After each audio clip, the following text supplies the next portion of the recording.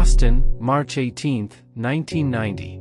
It was St. Patrick's Day weekend. While much of the city was drunk with celebration, two men dressed as police officers walked into one of the most prestigious art museums in the world, and walked out with $500 million worth of masterpieces. The most valuable art theft in history. The Isabella Stewart Gardner Museum wasn't just any museum. It was a mansion-turned-temple of art, designed and curated by Isabella herself at the dawn of the 20th century.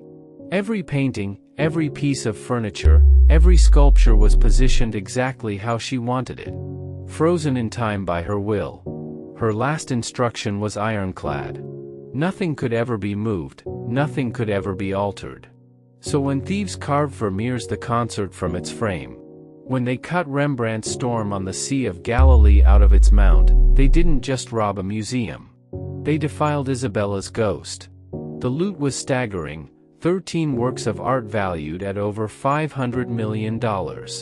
Vermeer, Rembrandt, Degas, Monet, gone. The museum became a mausoleum, with empty frames still hanging on the walls to this very day. But the most chilling part? There were no alarms that alerted the police. No gunshots. No chase. The two men took their time. And when dawn came, the world awoke to a mystery that still haunts the art world more than 30 years later. This is not just the story of a robbery.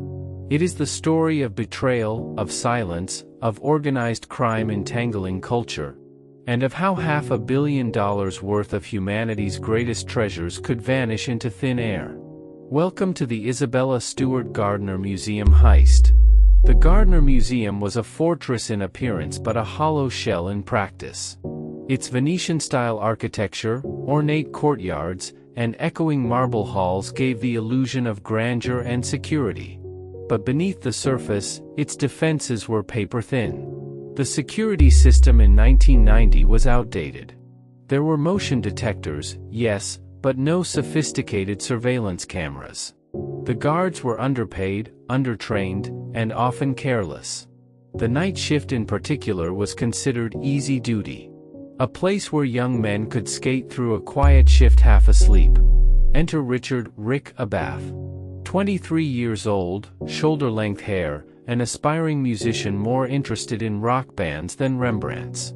By all accounts, Abath wasn't a criminal mastermind, he was a stoner with a job. Yet fate, or something darker, placed him at the center of history's greatest art theft.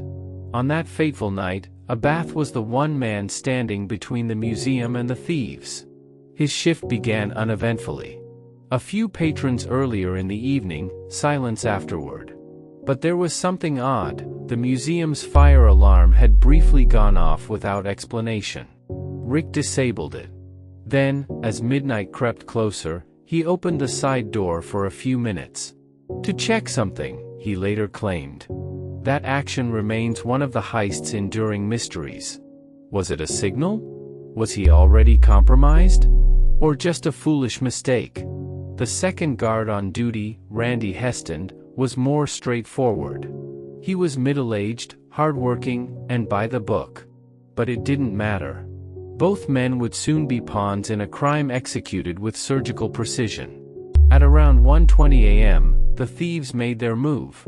Two men in Boston police uniforms drove up to the museum's side entrance. Flashing lights. Dark car. An air of authority that disarmed suspicion. They buzzed the door. Rick Abath answered. He looked them over and let them in. It was the moment that sealed the fate of the Gardner's treasures. The two men in uniform didn't waste a second. "Gentlemen," one said, "we got a call about a disturbance. You fit the description. Step out from behind the desk." Rick Abath hesitated.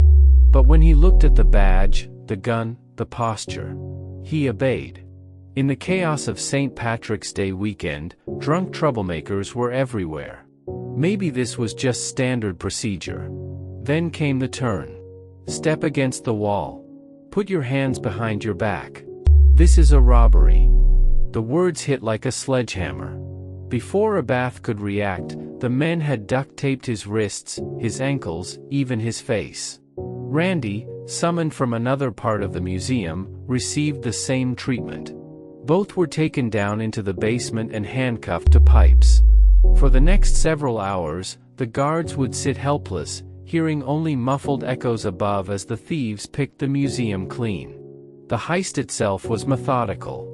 The thieves seemed to know exactly where to go. Straight to the Dutch room, where masterpieces by Vermeer and Rembrandt hung.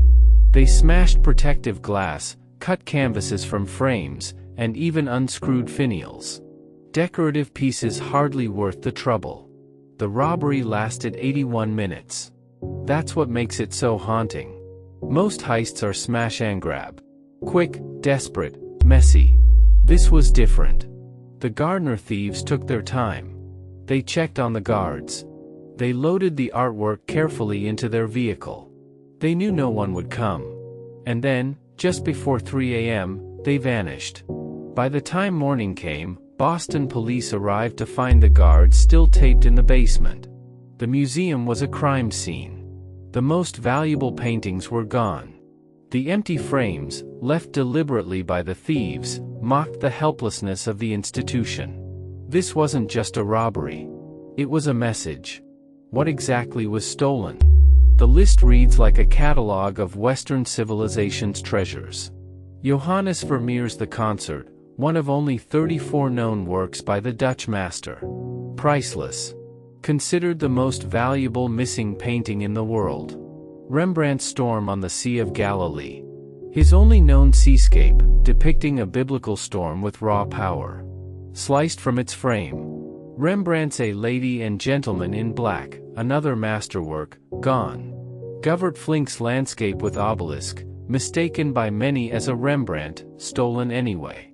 Edgar Degas sketches, 5 works, small but culturally invaluable. Edouard Manet's Chez Tortoni, lifted directly from its mount. A finial from a Napoleonic flag, small, seemingly random, but carried away with the rest.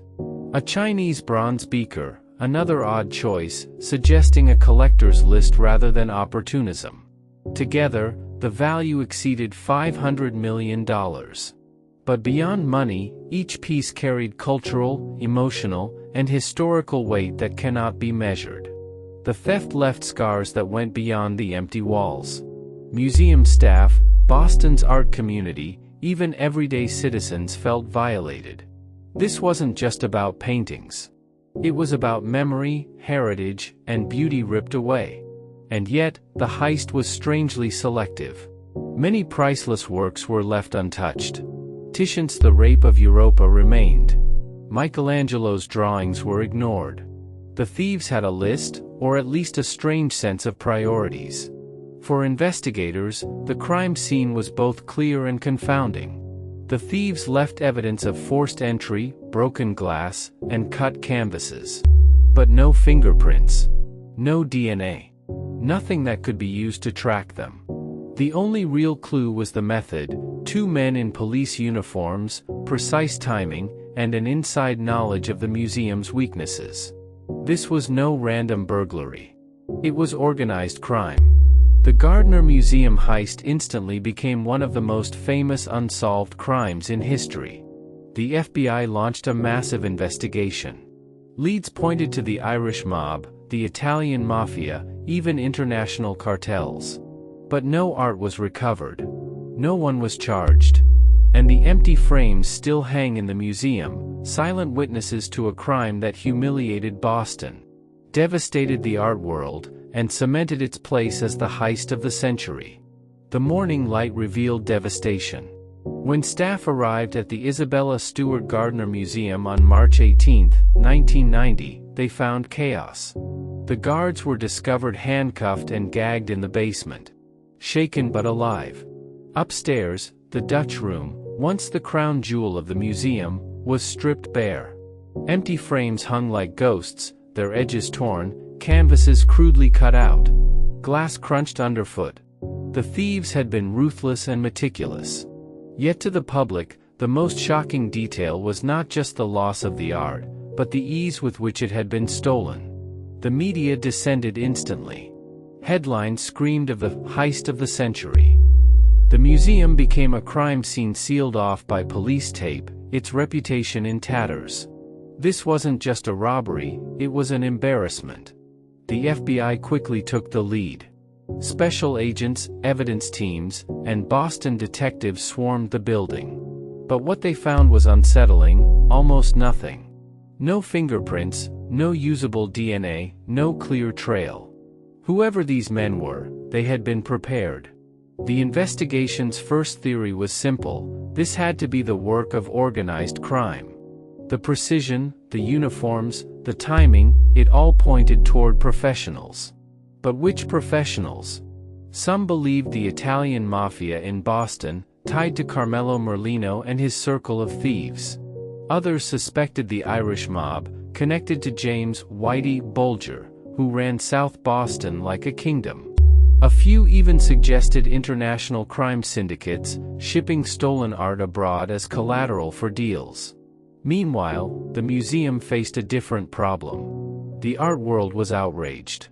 How could a museum of such stature leave treasures so vulnerable? The lack of modern security, no external cameras, few guards, faulty alarms, now looked criminally negligent. The Gardner staff defended themselves. Isabella Stewart Gardner's will had prevented changes. To alter her vision was sacrilege. But now her legacy had been violated in a way she never imagined. The city mourned, but for investigators, the hunt was just beginning. The FBI compiled a list of suspects that reads like a rogues gallery of Boston crime. Richard Abath, the guard who opened the door. Suspicion naturally fell on Rick Abath, the 23-year-old guard who let the thieves in. His behavior that night was bizarre. He opened a side door earlier in the shift. Possibly a signal. He was the one who greeted the police. And afterward, his statements were inconsistent. But could a stoner musician really mastermind the biggest art heist in history? Investigators never found enough to charge him. Abath always insisted he was just gullible, not guilty. The Merlino crew. Then came Carmelo Merlino, a career criminal who ran a Boston garage. His associates, including David Turner and George Reisfelder, were known for robberies. Informants suggested they had bragged about the Gardner job. But evidence was thin. Bobby Donati and the mafia connection. Others pointed to Robert "Bobby" Donati, a mobster with ties to the Patriarca crime family. Donati reportedly wanted leverage to free a fellow mobster from prison. Stolen art could serve as a bargaining chip. Donati was murdered in 1991, fueling theories that he had been involved. Whitey Bulger's shadow. And then there was Whitey Bulger. The infamous Irish mob boss controlled Boston in the 90s. While no direct evidence tied him to the heist, many believed he had a hand in it, if not orchestrating it, then at least demanding a cut. Bulger himself denied it from prison, but suspicion lingers. Theories abroad. Some investigators chased international angles. Could the art have been smuggled to Europe? To the Middle East? Stolen masterpieces often reappear decades later, used in black market trades for drugs or weapons. Each lead seemed promising, but each one collapsed. Informants lied, suspects died, evidence evaporated. The Gardner case became a labyrinth of dead ends. Years turned into decades, and the Gardner investigation became a haunting obsession. The FBI ran sting operations, offering millions in reward money. Tip lines were flooded with false leads, sightings of Vermeer in attics, Rembrandt in basements, Degas sketches in safe deposit boxes. None panned out. In 2013, the FBI made a stunning announcement: they believed they had identified the thieves. Yet they withheld names, citing ongoing investigations. Later reporting tied this claim to the Merlino crew and their associates. But again, no art surfaced. Negotiations with criminals often played out like theater. One alleged middleman demanded immunity before revealing the location of the paintings. Another offered to broker their return, only to vanish. The Gardner Museum itself even raised its reward to $10 million, the largest ever offered by a private institution for stolen art. Still, nothing. Every few years, the trail seemed to heat up, a tip in Ireland, a lead in Florida, whispers from mob circles in Philadelphia.